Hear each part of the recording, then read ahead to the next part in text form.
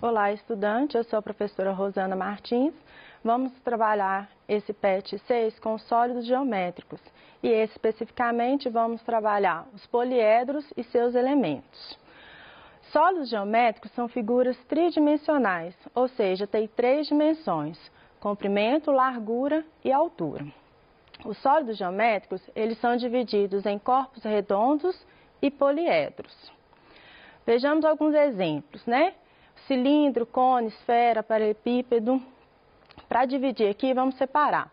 O cilindro, o cone e a esfera são os corpos redondos, que são objetos que têm pelo menos uma superfície arredondada. E ele tem a característica de rolar, dependendo da posição no plano. Enquanto que os poliedros, eles têm superfícies planas.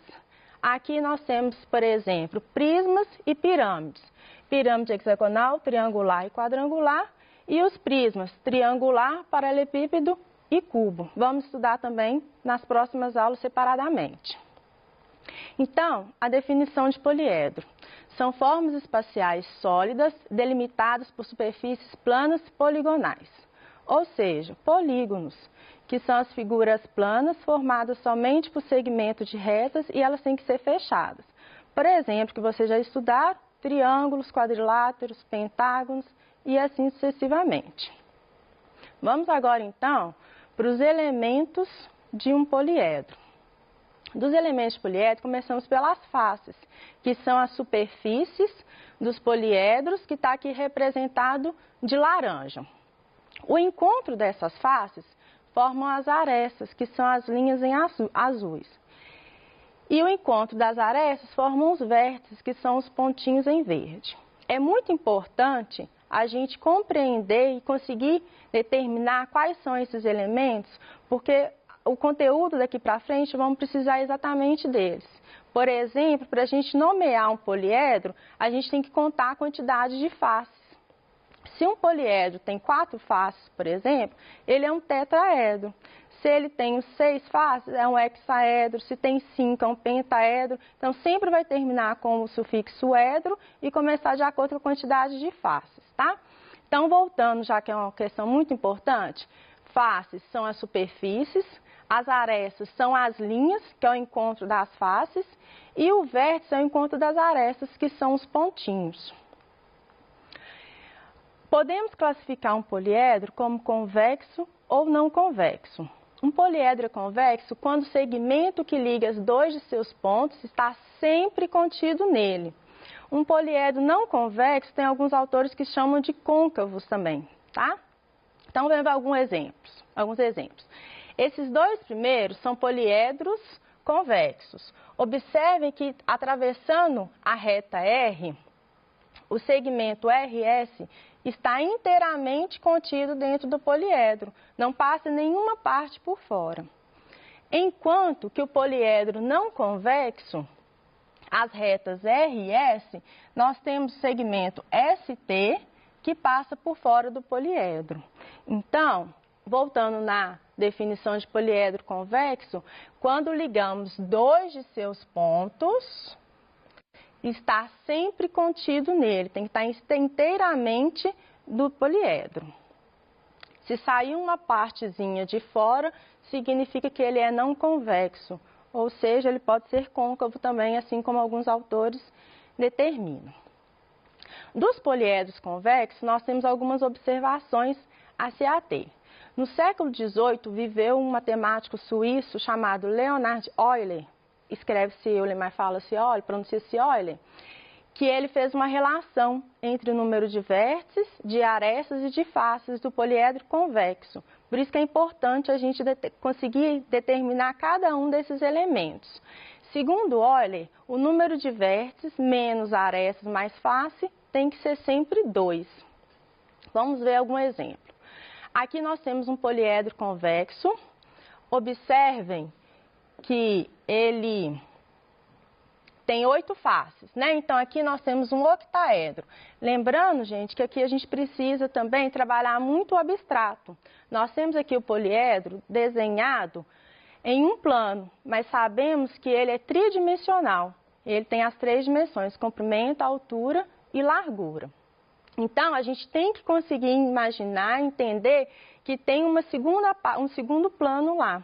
Aqui, nesse caso aqui, está sendo representado pelas linhas tracejadas. Esse poliedro ele tem 6 vértices. Então, aqui, ó. 1,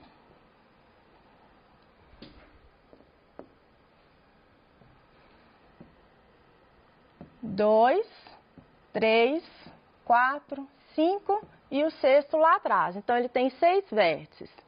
As faces são 8. São as 4 de cima, 2 na frente, lembrando das 2 de trás. E embaixo também nós temos mais 4, então total 8. E arestas nós temos 12, que são as linhas. 4 arestas em cima, mais 4 no meio e 4 embaixo.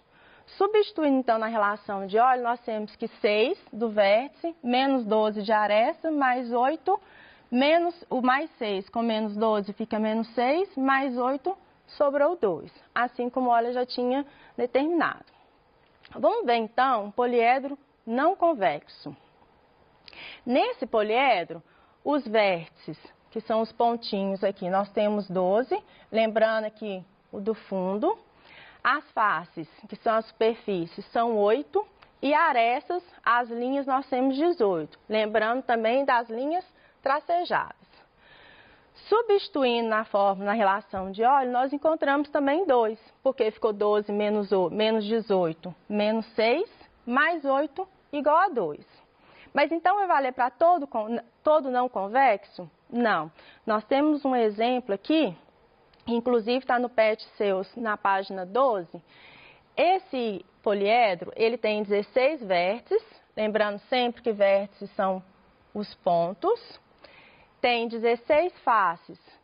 Aqui nós temos que lembrar, observar essas faces de dentro e lembrar também que tem as faces de baixo, por isso que tem os 16. Confira aí no seu PET para você ir trabalhando essa questão de identificar os elementos. E as arestas, nós temos 32 arestas. Quando a gente substitui na relação de óleo essas informações, né? Lembrando que ela precisaria dar 2. Mas resolvendo as operações, 16 menos 32 menos 16, com mais 16 resultamos 0. Então, o que a gente precisa observar? Que a relação de óleo, ela vai satisfazer todo poliedro convexo, mas o não convexo pode ser que sim e pode ser que não. Então, todo poliedro convexo satisfaz a relação de óleo, mas nem todo poliedro que satisfaz a relação de óleo, ele é convexo. Ok? Então, vamos observar, vamos ver um exercício resolvido, né, para a gente entender como utilizar essa fórmula, essa relação de óleo. O exercício diz o seguinte: determine o número de arestas e o número de vértices de um poliedro convexo. Se ele é convexo, sabemos então que vai satisfazer a relação de Euler, com 6 faces quadrangulares e 4 faces triangulares. Então, olha só, primeiro temos que entender o problema, né? Ele quer saber o número de arestas e o número de vértices. Eu só sei o total de faces, porque se tem 6 quadrangulares e 4 triangulares, nós temos um total de 10 faces. Mas sabemos o formato dessas faces. Então, vamos ver o seguinte: 6 faces quadrangulares, então cada face tem 4 lados. Então, 6 vezes 4, temos 24 arestas. 4 faces triangulares, então eles têm 3 lados. 4 vezes 3, fica 12. Porém, cada uma dessas faces, nós contamos os seus lados separadamente. Então, a gente precisa lembrar que, como um poliedro, eles vão se juntar. Quando juntam os lados, esses lados que nós contamos separadamente vai se tornar apenas um. Então, a gente precisa dividir por 2, porque cada aresta foi contada 2 vezes. Então, o número total de arestas fica o 24 das faces quadrangulares, mais 12 das faces triangulares, 36, dividido por 2, 18. Daí, nós já temos 2 informações importantes para substituir na relação de óleo, que são os números de faces e o número de arestas. nós temos 10 faces e 18 arestas. Precisamos descobrir, então, somente agora o total de vértices. Então, substituindo lá, vértices que nós não sabemos, vamos continuar chamando de V, menos A, que é a aresta, menos 18, mais 10, que são as faces, tem que ser igual a 2. Sabemos que ele é convexo, então podemos utilizar essa relação. Menos 18 com mais 10, ficou então menos 8. Como estava no primeiro membro, precisamos somar, operar com 2, então ele vai vir somando. 2 mais 8 fica 10. Então, respondendo lá a situação, o problema que está pedindo para a gente determinar o número de arestas e o número de vértices, temos então 18 arestas e 10 vértices. Além dos poliedros convexos e não convexos, nós temos também uma especificação que são os poliedros regulares. Um poliedro é regular quando todas as suas faces são regiões poligonais regulares, todas com o mesmo número de lados e cada vértice é formado pelo encontro do mesmo número de arestas. Então, vamos entender essa definição por partes. Nós temos 3 condições. A primeira, todas as suas faces são polígonos regulares. O que isso quer dizer? Que cada figura plana que forma esse poliedro, ele tem que ser regular. Lembrando que um polígono regular, ele tem que ter todos os lados iguais, são lados congruentes e ângulos também congruentes, internos entre si ou externos, Então, tanto os lados quanto os ângulos têm que ter a mesma medida. Essa é a primeira condição. Segunda condição, todos com o mesmo número de lados. Então, todos os lados, todas as superfícies do poliedro, ele tem que ter o mesmo formato. Ou só triângulo, ou só quadrilátero, ou só pentágono. Então, por exemplo, o poliedro do exercício que foi comentado anteriormente, ele não poderia ser. Mesmo que todos os polígonos fossem regulares, nós tínhamos 2 modos, 2 formas de polígonos. Tínhamos faces quadrangulares e faces triangulares. Então, ele quebraria nessa situação de ser todos do mesmo lado. E cada vértice é formado pelo encontro do mesmo número de arestas. Então, cada pontinho lá do meu poliedro tem que partir a mesma quantidade de arestas. Se um vértice parte em 3 arestas, todos os outros vértices do poliedro, a mesma coisa. Vamos ver um exemplo. Aqui nós temos alguns poliedros regulares, tetraedro. Se é tetra, ele tem 4 faces. O hexaedro, ele tem 6, que aqui no caso o hexaedro ele tem que ser o cubo para ter todos os lados iguais, os polígonos serem regulares. O octaedro, ele tem 8 faces. Dodecaedro, ele tem 12 e o icosaedro, ele tem 20. Então, lembrando que o polígono formado, que forma o poliedro, ele tem que ser regular, todos os lados, todos os ângulos iguais. As faces, elas são todas do mesmo formato. Aqui, então, só temos triângulo. Aqui só temos quadrilátero. Aqui também só triângulo e aqui só pentágono. Então, todas as superfícies são as mesmas. E, além disso, de cada vértice tem que partir a mesma quantidade de arestas. Então, todos os vértices aqui têm 3 arestas. Aqui a mesma coisa, todos têm 3. E aqui a mesma coisa, tá? Todos eles vão ter a mesma quantidade de arestas partindo. Além dos poliedros regulares, nós vamos ter também, especificamente, os poliedros de Platão. Aí vamos prestar bastante atenção para conseguir diferenciar um poliedro de Platão e um poliedro regular. Lembrando que o regular, ele precisa ter todos os lados e todos os ângulos com a mesma medida. E é justamente o que não vai acontecer no poliedro de Platão. São aqueles poliedros em que todas as faces têm o mesmo número de arestas, a mesma condição lá do poliedro regular. Em todos os vértices concorre o mesmo número de arestas também e vale a relação de Euler. Se vale a relação de Euler, significa que ele é um poliedro convexo. Vamos ver então alguns exemplos. Os poliedros de Platão, eles são divididos em 5 classes.